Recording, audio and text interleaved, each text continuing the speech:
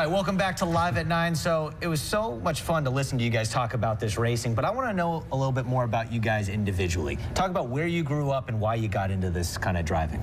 I grew up in Texas, honestly, and I moved over here when I was 15.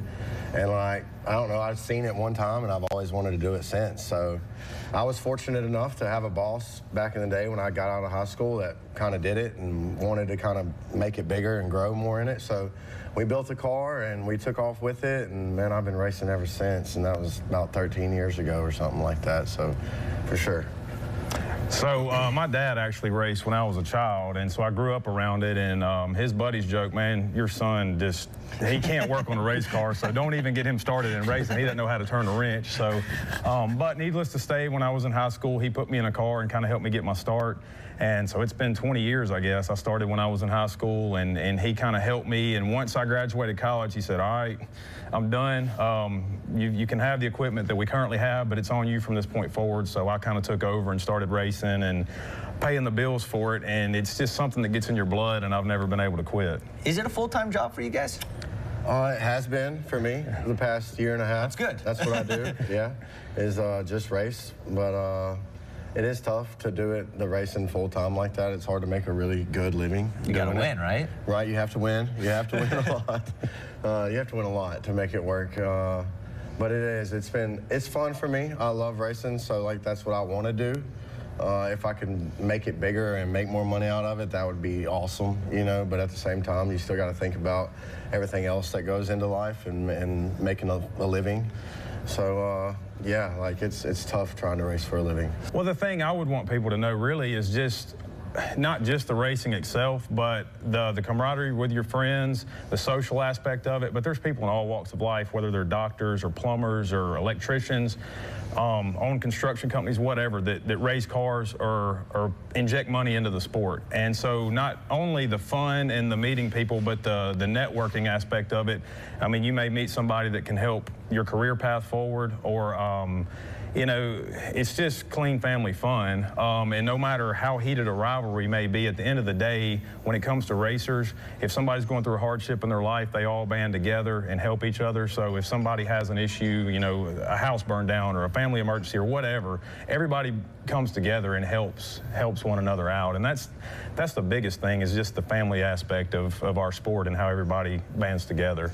Yeah, maybe we got to go do a story and go out there and put me behind a car. Come on. Can we do that? Sure. Can we actually put me behind the wheel? Oh, absolutely. Just don't tear my stuff up. Or is there some liability stuff I'm going to have to sign, and then all of a sudden I'm going to be going like 10 miles per hour? Like, okay. Like, we'll cut you loose, yeah. You'll cut me loose a little bit? Yeah, let's go. All right, tell me about some of the races that are coming up. Is there any that are coming around this area? They had a big one this week, but Mother Nature actually killed that one, so. Yeah, here in July and August, when the rain kind of goes away, there'll be some big races coming up. And like Jackson, they'll have a few races here in the next month that you can go check out, and weekly stuff. Big races, I think there's a big one in Columbus in June, and like it's super big. They call it the Clash of the Mag, and it's really big deal. So like everybody will come to that, and yeah, like there's a bunch of races coming up for sure in the mid-summers. When you guys are racing in July, how hot does it get in that car? yeah. Well, there's the giggle. It's all the work leading up to it. When you get in the car, the adrenaline kind of takes over, and you don't notice it as much. Is there air conditioning? Oh no. Okay, hold on. You're racing it. How long is the race? Usually 20, 30 laps. Oh my. Oh. Yeah. So you guys are in that hot car, and you know it's hotter in the car than it is outside the car. So you guys are drenched. We're in a fire suit, drenched, for sure. Fire suit, helmet, the gloves, you guys about and all that. Catch on fire with how hot you guys. So I mean, how hot does it really get in there?